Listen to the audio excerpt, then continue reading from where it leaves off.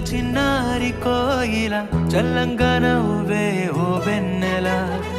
కల్లారా చూస్తే దిష్టంత తీయడ ముచ్చట తీరా ఆ బ్రహ్మకే బసిగా ఎదిగే వయసులోన